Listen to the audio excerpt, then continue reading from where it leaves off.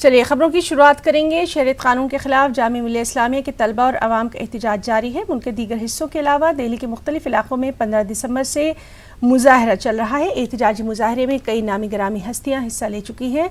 शाहीन बाग में भी खास तौर पर खवातीन का धरना जारी है। सख्त ठंड के बावजूद खवातीन खुले आसमान के नीचे रातें गुजार रही हैं।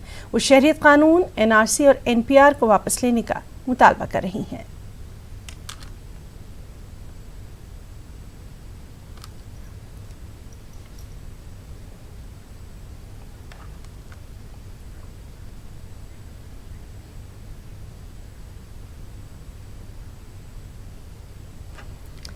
और नाज़रीन, चलिए अब हम ज़रा रुख करेंगे CAA, NRC और NPR के ख़िलाफ़ जो एहतजाज जारी है। मुल्क के मुख्तलिफ रियासतों में क्या कुछ सूरत हाल है, यही जानने के लिए हमारे साथ मुख्तलिफ हमारे रिपोर्टर्स भी मौजूद रहेंगे। सबसे पहले हम रुख करेंगे मध्य प्रदेश की राजधानी भोपाल का, जहां हमारे साथ मौजूद है मेहताब आलम। मेहताब, आपसे जानना चाहेंगे नमाज जुमे के पेश नज़र वहाँ पर किस तरह के हालात जो हैं वो नज़र आ रहे हैं? है ना, मैं बता दें कि भोपाल की बात करें या मध्य प्रदेश के 52 ज़िलों की बात करें, यहाँ पर सर्द मौसम के बावजूद लोगों में हुकूमत के मौक़िफ़ के ख़िलाफ़ जो है एहतजाज जारी है। भोपाल की बात करें तो 3 दिन से यहाँ पर सत्याग्रह जारी है। मैं अपने कैमरामैन अफजल से गुजारिश करूँगा कि वो दिखाएं कि यहाँ पे बैनर वो लगा हुआ है और किस तरह से लोग जो इस सत्याग्रह में बैठे या हमारे साथ खड़े हुए हैं। ये तमाम लोग इसलिए खड़े हुए हैं कि यहाँ पर हम आपको बताएं कि यहाँ पर जो लोग हैं उनका ये कहना है कि ये CAA का जो कानून है, ये स्याह कानून है। इस स्याह कानून के ज़रिया हुकूमत जो है सिर्फ जो है मुसलमानों को नहीं बल्कि जो पसमानदा तबके के लोग हैं, जो दलित हैं, आदिवासी हैं, उनको जो है परेशान करने की कोशिश कर रही है। और यहाँ पर जो मीनार शाहीन है, यहाँ पर आप देखिए कि जो लोग शहीद हुए हैं उन लोगों की भी तस्वीर लगी हुई है। शहीदों में जो है हिंदू, मुस्लिम, सिख, ईसाई सबके वो लगे हुए हैं और तमाम लोगों को खिराज अकीदत पेश किया जा रहा है। इसके साथ साथ हम आपको बताएं ना, यहाँ पे जो लोग हैं उनकी नाराज़गी क्या क्या है, आइए हम उनसे बात भी करते हैं। कि आइए हम जो है हमारे साथ बैठे हैं, यहाँ पर अब्दुल्ला साहब हैं, मुजाहिद साहब हैं और दूसरे लोग मौजूद हैं, उनसे बात करते हैं। अब्दुल्ला साहब, क्या नाराज़गी है? नाराज़गी तो ये है कि ये समझ में नहीं आ रहा है ये सरकार आनन फानन में CAA लेकर क्यों आ गई। देश के अंदर मौजूदा हालात को देखते हुए बहुत सारी परेशानियां हैं। उन परेशानियों को दूर रखते हुए उन परेशानियों के ऊपर वो तवज्जो नहीं दे रहे, वो CAA लेकर आ गई। परेशानियों पे तवज्जो नहीं दे CAA ला रही जी। सबसे मेन तो इनकी मंशा जो है NRC लाने की जो मंशा है उसके खिलाफ हम लोग ये एहतजाज कर रहे हैं। मंशा है उसके खिलाफ आप एहतजाज कर रहे हैं। आप किस लिए एहतजाज कर रहे हैं? सब देखिए कि NRC जो लाए हैं, आसाम में जो लाए थे तो ये फेल हो गया, फिर उसके बाद CAA लाए। तो अब CAA जो वहाँ पर मुसलमानों को दूर रख के और गैर मुस्लिम को नागरिकता देने वाली बात है। तो हमारी बात यही है कि जब NRC पूरे हिंदुस्तान में लागू होगा तो उससे NRC लागू होने के बाद CAA लगाएंगे।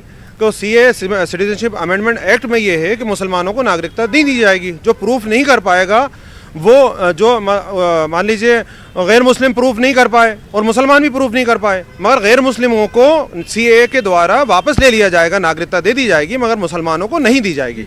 मुसलमानों को नहीं दीजिएगा। हमें देख रहे हैं कि जब नागरिकता प्रमाणित करने की बात आएगी तो सिर्फ जो है इसका जो डॉक्यूमेंटेशन के जो मामला है, जो लोगों को शिकायत है, उस पर हिंदुस्तान में बहुत सारी बिरादरियाँ ऐसी हैं जो एक जगह रहकर काम नहीं करती। फिर 1951 का जो मामला है उस पर इनका एहतजाज है कि वो डॉक्यूमेंट कहाँ से आएगा। मुजाहिद साहब, ये CAA कानून जो लेकर आए हैं इससे साफ जाहिर होता है कि आप जिस मंशा से इक़्तिदार में आए थे कि इस मुल्क को चलाने वाले गाड़ी के जो 2 पहिए थे उनको आपने बिखराव करना शुरू किया और इस कगार पे ले आए कि आप अपने कानूनों को, अपनी स्कीमों को सामने रख के हिंदुस्तान के दिल के 2 टुकड़े करने के आप आमदा हो गए। और उसके बाद दिल के 2 टुकड़े करने की बात की जा रही है। यहाँ पर कुछ और तंजीमों के लोग यहाँ पर मौजूद हैं। इमरान साहब, आप लोग क्यों एहतजाज कर रहे हैं? बिस्मिल्लाहिर्रहमानिर्रहीम। देखिए, ये NRC CAA का जो बिल आया है और इसमें एक फ़िरक़े मुसलमानों को दूर किया गया है, ये भारत सरकार की बहुत ही ख़राब सोच है कि मज़लूम कोई भी हो, चाहे वो हिंदू हो, चाहे वो मुसलमान हो, सिख हो, ईसाई हो, वो मज़लूम है। और वो किसी भी मुल्क का है कि अगर हमारे मुल्क में अगर वो पनाह मांगता है किसी वजह से तो सभी को पनाह देना चाहिए, ना कि किसी को एक धर्म को अलग कर कर और दूसरे धर्मों को जोड़ना चाहिए। मतलब कि यहाँ पर जो इख्तलाफ इस बात को लेकर आ रहा है कि इनका ये मानना है कि जो कुछ कौमों के लोगों को जो है शरीयत दी जा रही है, वहाँ पर सबके साथ इंसाफ नहीं किया जा रहा है। जुल्म अगर किसी मुल्क में हो रहा है तो जुल्म जिसके खिलाफ भी हो उनको शरीयत देना चाहिए। हमारे साथ जो है एक जर्नलिस्ट भी मौजूद है। फरहान साहब, क्यों एहतजाज कर रहे हैं? एहतजाज का असल मकसद ये है कि जो नाइंसाफ़ी हो रही है और जिस तरीके से सरकार लोगों को गुमराह कर रही है, सरकार का सिर्फ ये कहना है कि हम तो विदेश से आने वाले लोगों को नागरिकता दे रहे हैं। तो मेरा उनसे सवाल है, वो 19 लाख लोगों में से 14 लाख लोगों को नागरिकता मिल रही नहीं मिल रही जिनको आपने चिन्हित करा था, तो उसके बारे में वो कोई जवाब नहीं दे रहे हैं। बातों को घुमा रहे हैं और लोगों को खुद गुमराह कर रहे हैं, तो वो कोई जवाब देने को तैयार नहीं है। जो पासपोर्ट जिससे हमें पूरी दुनिया भारत का नागरिक मानती है, हमारे गृह मंत्री कहते हैं कि वो नागरिकता का सबूत नहीं है। तो गुमराह कौन कर रहा है ये सभी को पता हो गया और लोग जागरूक होते जा रहे हैं। गुमराह कौन कर रहा है इसको जो है देखने की ज़रूरत है ना। और यहाँ पे जो जितने भी लोग हैं वो हमारे पीछे देख रहे हैं कि जो है आप देखिए कि मीनार शाहीन जो इकबाल के मैदान में लगा हुआ है, यहाँ पे इसीलिए जो है तमाम कौमों के लोग जो है इस CAA के कानून को लेकर, शरीयत कानून को लेकर जिन लोगों ने एहतजाज में शामिल किया था, वे तो ईश्वर नायक की भी जो फ़ोटो लगी हुई है, दीपांजल दास की भी लगी हुई है, सेम इसफर्ट की भी जो लगी हुई है, अमीन की भी तस्वीर लगी हुई है। जो है नमाज जुमा के बाद लोग यहाँ पर आएंगे, इनको जो है खराज अक़ीदत भी पेश करेंगे और जो सत्याग्रह का जो ये प्रोग्राम है गैर मुअय्यना मुद्दत के लिए वो जारी रहेगा, है ना। जी मेहताब, आप हमारे साथ बने रहिए। हमारे साथ तंजीर भी मौजूद है मेरठ से। ख़ासतौर से मेरठ से आज एक अहम खबर है कि वहाँ पर भी सिक्योरिटी के पुख्ता बंदोबस्त किए गए हैं, सिक्योरिटी की इजाफी टुकड़ियाँ जो हैं वो तैनात की गई हैं। तंजीर, आपसे इस वक्त का हाल जानना चाहेंगे।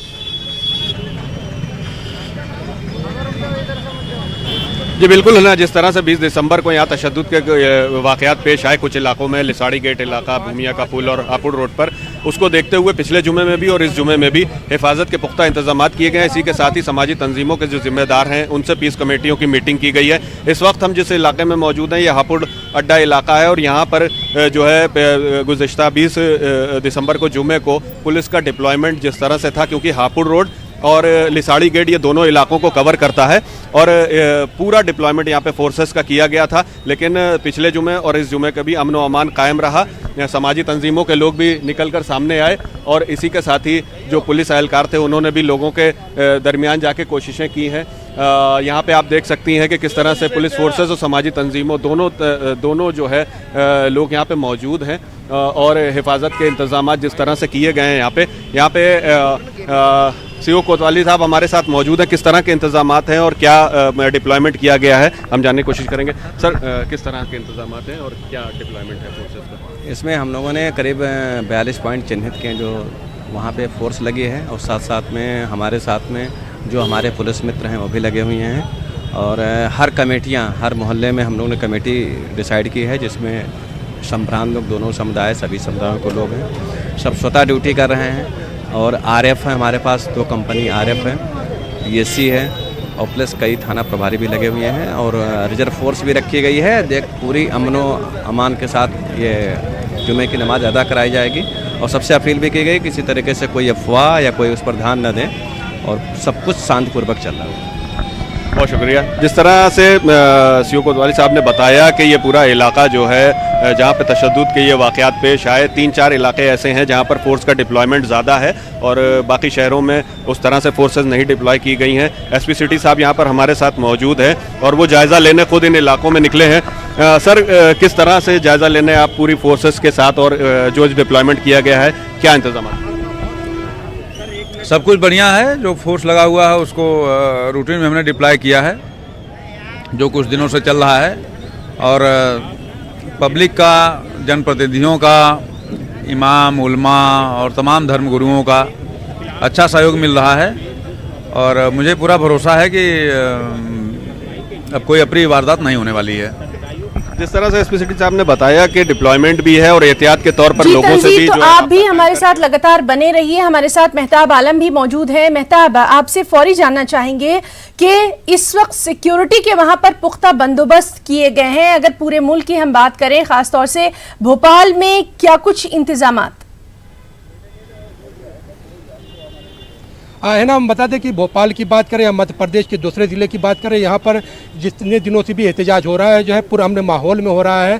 पहले ज़रूर जो है यहाँ पे 144 का नफाज किया गया था, लेकिन आज की अगर हम बात करें, जहाँ पर हम इकबाल मैदान पे खड़े हैं, यहाँ पर अगर आसपास हम जो है 500 मीटर के रेडियस की बात करें तो जहाँ पर 17 मसाजिद हैं, यहाँ पर पुलिस की या उसकी कोई इंतजाम नहीं है, क्योंकि लोग पुरअमन माहौल में सत्याग्रह कर रहे हैं। और भोपाल जैसे भी जो है तहजीबों का शहर है, यहाँ पे आप देख सकते हैं कि लोग सत्याग्रह पे जो बैठे हुए हैं वो हमारे साथ यहाँ पे खड़े हुए हैं। इन लोगों का मकसद सिर्फ यह है कि पुरअमन तरीके से डेमोक्रेटिक जो उनका राइट है उसको मांग की जाए और उसको इस कानून को, जिसको स्याह कानून से ताबीर करते हैं, इसको वापस लिया जाए। कुछ मस्जिदों में नमाज जारी है, कुछ मस्जिदों में भी थोड़ी देर बाद नमाज आई। आइए उनसे जानते हैं किस लिए आप लोग सत्याग्रह पे बैठे हैं। सर, जो काला कानून लेके आई है मोदी सरकार, उसके खिलाफ हम बैठे हुए हैं। तो ये कब तक जारी रहेगा? जब तक के कानून में संशोधन ना हो जाए या वापस ना हो जाए, तब तक हम बैठे रहेंगे। जब तक ये कानून में से जो है तब्दीली ना हो जाए, तरमीम ना हो जाए, तब तक ये लोग जो है इसमें अपने सत्याग्रह को लेकर बैठेंगे। और उनका मानना है कि इसमें हुकूमत के जरिए जो है आर्टिकल 14 की बात करें, 15 की बात करें, उसका जो है पूरी तरह से वायलेशन है। और इसी वजह है कि हम ये देख रहे हैं कि ये लोग नौजवान नस्ल जो है, जिसमें हम तलबा की बात करें, ये लोग जो है धरने पे बैठे हुए हैं। जी मेहताब, लगातार हम आपसे अपडेट लेते रहेंगे। फिलहाल के लिए हम आपका बहुत बहुत शुक्रिया अदा करना चाहेंगे और नमाज के बाद भी लगातार हमारी नज़र जो है वो भोपाल के सिक्योरिटी हालात पर बनी रहेगी। बहुत बहुत शुक्रिया मेहताब फिलहाल के लिए। तंजीर, आपके पास आना चाहेंगे और आपसे जानना चाहेंगे, जिस तरह से लगातार हम देख रहे हैं कि मेरठ जो है वो सिक्योरिटी के मद्देनज़र काफ़ी हसास माना जाता रहा है और ख़ासतौर से अमन व अमान की जो अपीलें हैं, चाहे वो उलमाए कराम की जानिब से हों, दानिश्वर तबके की जानिब से हों, ये अपीलें जो हैं कहीं ना कहीं काफ़ी असर रखती भी दिखाई दे रही हैं। आपका नज़रिया वहाँ पर क्या रहा? जी बिल्कुल हिना, आपने बिल्कुल सही कहा कि जिस तरह से 20 दिसंबर को ये वाक़या पेश आया और उसके बाद से जिस तरह के हालात शहर में बने, कई इलाकों में कर्फ्यू जैसे हालात थे। हालांकि कर्फ्यू नाफिज नहीं किया गया, लेकिन इस तरह के हालात थे कि कोई बाहर निकल नहीं रहा था, दुकानें बंद थी और 2-3 दिन तक लगा कि एक शहर के एक हिस्सा जो है वो पूरी तरह से बंद है। लेकिन उसके बाद धीरे धीरे ज़िंदगी मामूल पर आती गई। जो एक रविश है उस पर लोग कायम रहे और अपने शहर को अमन व अमान कायम रखने के लिए उन्होंने भी बहुत कोशिशें की। समाजी तंजीमों के बहुत से जिम्मेदार यहाँ पर हमारे साथ मौजूद हैं और ये अनस चौधरी हैं जो कमेटी के एक मेंबर हैं। किस तरह से आप लोगों की कोशिशें रही और आज इस वक्त आप सब लोग साथ में बैठे हुए हैं, क्या एक अमन अमान के लिए आप लोगों की? पूरे शहर में अमन अमान बना हुआ है। शहर का हर मुस्लिम जिम्मेदार व्यक्ति अलग अलग मस्जिदों में अव्वल टाइम की नमाज़ पढ़ रहा है ताकि शहर में शांति अमन बनी रहे। और हर मस्जिदों के बाहर 10-10 आदमियों की कमेटी बना के खड़ी कर दी गई है। और हम वादा करते हैं कि हम शर्मिंदा हैं जो इस घटना में मेरठ में 20 तारीख में जो घटना हुई है उससे हम बहुत शर्मिंदा हैं। और पूरे मेरठ का मुसलमान ये वादा कर रहा है कि आज के बाद मेरठ में कोई दंगा फसाद नहीं होगा। जो भी व्यक्ति इस तरह की हरकत करने की कोशिश करेगा, हम लोग खुद उसे पकड़ के प्रशासन को सौंपने का काम करेंगे। और क्या कोशिश आपको पुलिस की तरफ से लगती है? नहीं, पुलिस ने बहुत अच्छी मेहनत की है और अब तक भी प्रयास इनका अच्छा रहा है। लेकिन वो जो कुछ हुड़दंगबाजी जो लोगों ने की है, बच्चों ने की है, उन्हें समझाने के लिए अब हम अलग अलग शहरों में मीटिंग अपने क्षेत्रों में अलग अच्छा अमन का पैगाम जो है वो अनस साहब के जरिए मेरठ से इस वक्त दिया गया है और हमारे तमाम नाजरीन तक भी ये पैगाम जो है वो पहुंच रहा है। हमारे साथ अली शरर बुलंदशहर से भी मौजूद हैं। चलिए अली शरर से भी जरा जान लेते हैं कि बुलंदशहर में इस वक्त सिक्योरिटी को लेकर क्या कुछ हालात नजर आ रहे हैं। अली शरर, सबसे पहले आपसे यही जानना चाहेंगे, जुमे की पेश नजर वहां पर सिक्योरिटी के जो बंदोबस्त है वो क्या कुछ नजर आ रहे हैं? अली शरर, देखिए बात जाए बुलंदशहर नगर की तो यहाँ भारी पुलिस बल तैनात किया गया है मद्देनजर सुरक्षा के एतबार से। और खुद जो जिलाधिकारी हैं, SSP हैं, मोर्चा संभाले हुए हैं। भारी पुलिस बल हर मस्जिद के बाहर लगाया गया है और लोगों से अपील की गई है कि नमाज पढ़कर आप वापस घर चले जाएं, क्योंकि धारा 144 अभी भी लागू है जनपद में। मद्देनजर इसके तमाम तरह के एहतियात बरती जा रही है और लोगों से अपील की जा रही है। जिस तरह 20 दिसंबर में सुरक्षा हुई थी, आगजनी हुई थी, तोड़फोड़ हुई थी, इसके बाद हालांकि अब जो इसकी सामान्य हैं, अब लोग दुकानें खुलने लगी, मार्केट खुलने लगी, लेकिन उस वक्त यानी कि इससे पिछले जुमे में भी लगभग शहर की आधी आबादी डरी हुई थी। लोगों को लग रहा था कि कहीं वापस दोबारा ऐसा ही न हो जाए। लेकिन अब प्रशासन की पूरी मुस्तैदी जो है वो किसी न किसी हद तक अब लोगों को सही राह दिखा रही है और अब लोगों से अपील कर रही है कि आप इस तरह का कोई तशद्दुद ना करें। जी हिना। जी अली शरर, आपसे ये भी जानना चाहेंगे, जिस तरह से लगातार अपीलें की जा रही हैं, अमन के लिए ख़ास तौर से कहा जा रहा है कि एहतजाज बेशक किया जाए लेकिन वो पुरतशद्दुद नहीं होना चाहिए, जानो माल का नुकसान जो है वो नहीं होना चाहिए। तो बुलंदशहर में भी इस तरह की जो अपीलें हैं लगातार उलमाए कराम की जानिब से और जो हमारा दानिश्वर तबका है उसकी जानिब से की जा रही है, इसका असर आज आपको वहाँ नज़र आ रहा है? बिल्कुल बिना इस बात से इनकार नहीं किया जा सकता। जिस तरह से CAA और NRC को लेकर लोगों में विरोध है और वो उसका प्रदर्शन करना चाहते हैं, तो सभी मस्जिदों के पेश इमाम ने लोगों से अपील की है। नमाज के दौरान भी ये बात कही गई है कि आप अपनी अगर आप बात पहुंचाना चाहते हैं तो आप तसल्ली से जाकर जिला मजिस्ट्रेट को अपना ज्ञापन सौंपें, जिसके माध्यम से आपकी बात ऊपर तक चली जाए। लेकिन आप किसी शहर को नुकसान पहुंचाना या शहर के माहौल खराब करना, ये बिल्कुल इजाजत नहीं दी गई पेश इमामों की तरफ से। और वहीं जो जिला प्रशासन के आला अधिकारी हैं वो भी लगातार मॉनिटरिंग कर रहे हैं। जो शहर की बड़ी मस्जिद है वहां पर वो जो है कैंप किए हुए हैं और लोगों से लगातार अपील का सिलसिला जारी है। हालांकि नमाज हो चुकी है और अभी 2 बजे नमाज और होनी है, तो लगातार ये सिलसिला जारी है। लोगों से अपील बनाए हुए है जिला प्रशासन। जी हिना। जी अली शरर, एक बार फिर से हम रुख करना चाहेंगे तंजीर का। तंजीर, आपसे ये जानना चाहेंगे, जिस तरह से लगातार हम देख रहे हैं कि जुमे के पेश नज़र सिक्योरिटी के पुख्ता बंदोबस्त किए गए हैं, कहीं ना कहीं अगर हम आम आदमी की बात करें तो वो भी अब अपने जो रोज़मर्रा की ज़िंदगी है उसकी जानिब लौटना चाहता है, अपनी रोज़ी रोटी, अपनी माशी तरक्की चाहता है। ये सबसे ज़्यादा अहम इस वक्त का जो मंज़र है वो नज़र आ रहा है। तालीम बच्चों की मुतासिर हो रही है, सेहत का शोबा है वो मुतासिर हो रहा है। तो आम आदमी जो है वो अभी क्या कुछ चाहता है, ख़ासतौर से अगर मेरठ की बात करें?